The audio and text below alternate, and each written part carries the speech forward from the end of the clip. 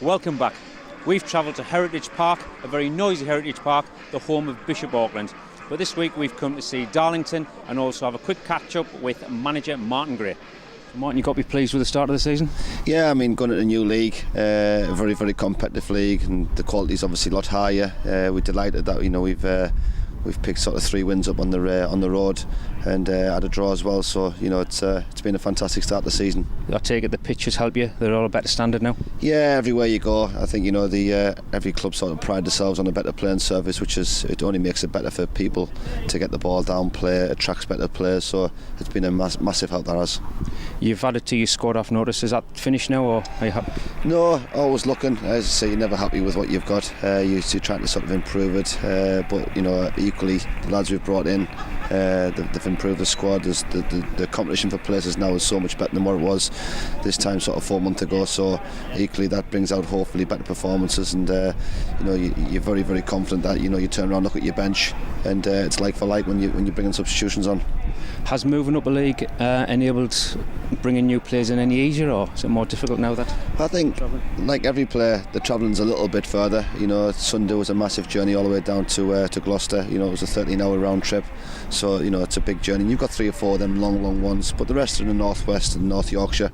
But again, I think any player that has ambition, that wants to sort of see how far he can take his career, it's always good to try and attract that player now because you're in the high league. Are you travelling, and I'm talking the progress of the club, are you travelling quicker than you probably expected? I would say we're on track. Yeah. I really would. I'm greedy like that. I expect a promotion this year, and that's just the way I work. But I think we have come a long way in a very, very short space of time, and that's great.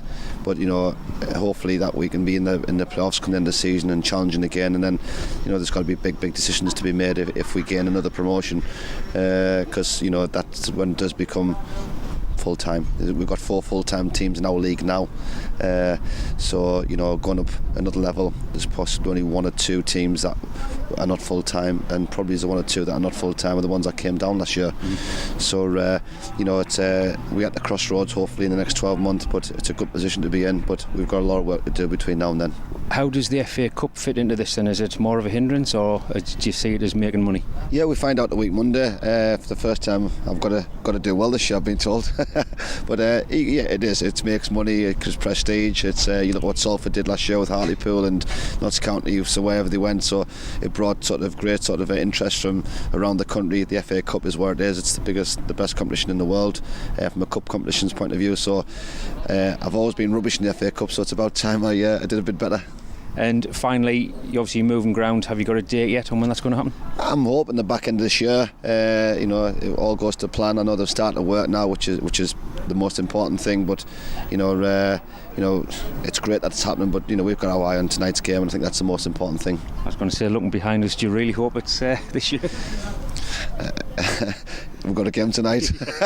All right. Well, good luck with that, man. Thank you very much. Cheers.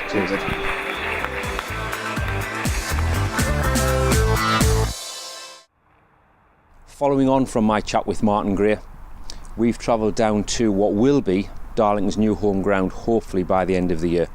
We're at Blackwell Meadows, just to have a look at how the ground is developing, and you will see there's not a great deal done as yet, although if you had came here last year, you'll see the pitch is in a lot better condition than what it was.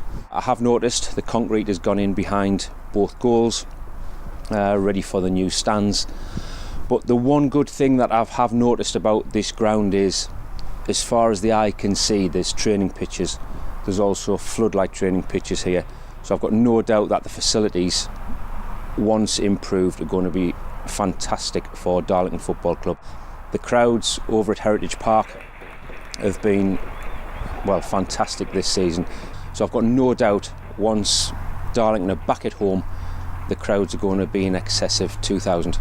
There's certainly going to be room, stand and seating wise, and exciting times ahead. And Les catches up with Steve Harper. Steve, the last time we spoke it was the Spider-Man ball, and I think you were at a crossroads in your career and you were wondering where you were going to go next. It turns out it was Sunderland. How did that come about? I just got a phone call. Sam Allardyce rang me. I'd seen him on my Premier League delegate duty, and he mentioned, that he might be losing one of his goalies, but I thought it was just in passing, a friendly comment. And then when he rang me, asked me to go in to have a chat. Obviously, it was quite a big decision, but I'd been out of football for 6 or 7 months. It's on my doorstep. It's a big football club, and I really enjoyed it. Now you're back at Newcastle, where you'd probably say you belong. What is it you're doing now? I'm coaching the under 12s to under 16 goalkeepers in the academy, and when I was told about the job being advertised, it's the first time I've ever had to formally apply for a job, which was interesting. In the real world now, moving on from a playing career, and had the interview process and everything. And when I found out I'd got the job, I just couldn't wait to get my kit. To be honest, I just wanted to put the kit back on and have the Newcastle strip back on, which I'd worn proudly for 20 years as well. And I've been doing it a couple of weeks now, and I'm really enjoying it. Yeah, it's nice to be back.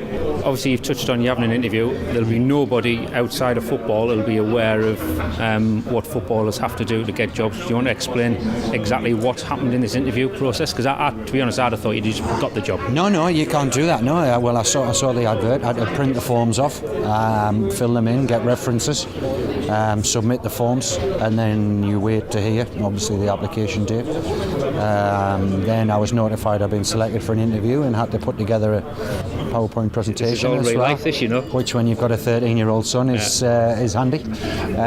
So I did that, and then I had to go in and talk through it. I was in there over an hour. It was very formal, but it was fascinating, and I think the stage I'm at in my life moving forward, I'll only benefit from having been through that process and fortunately been successful. Obviously, everybody knows what you've done in the games. What did you actually talk about? In the interview process, it was basically about how I see a modern goalkeeper. So I just basically played them a few videos of me and said, don't do this. No, I'm only joking. It was just about my ideas of a modern dynamic goalkeeper. Made reference to the likes of Neuer, De Gea. I mentioned Fraser Forster as well, with being a young lad.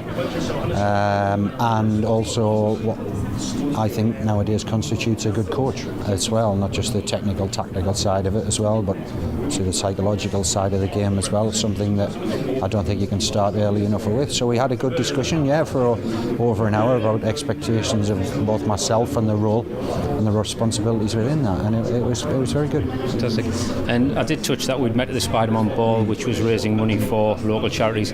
Obviously we're here tonight, Bobby Robson Foundation, which they've now raised £10 million. Yeah, just this morning the press release went out. I mean, not long ago I remember tweeting about the fact that they raised 7 million as well. And the thing about it is we're so fortunate to have this pioneering world-class facility on our doorstep, and people travel from all over Europe, not just the local areas. Obviously people throughout the northeast, but Scotland come down, and to hear the work they're doing with regards to treating children's cancer now as well is massive. Having 3 kids myself, sadly cancer touches too many lives as well. So to have such a wonderful facility on our doorstep, we're very fortunate. But people need to keep backing the wonderful work that the foundation is doing, and hopefully they'll continue to do that.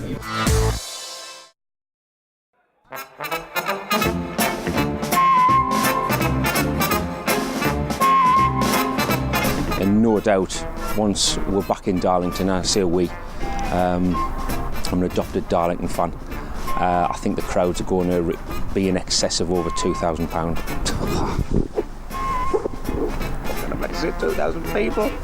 That was going so well. Well, that's it for this week's show. I've left Steve up in Newcastle. He's happy with that. And Anth is still in the sun lounger somewhere in Portugal, though unfortunately he will be back next week.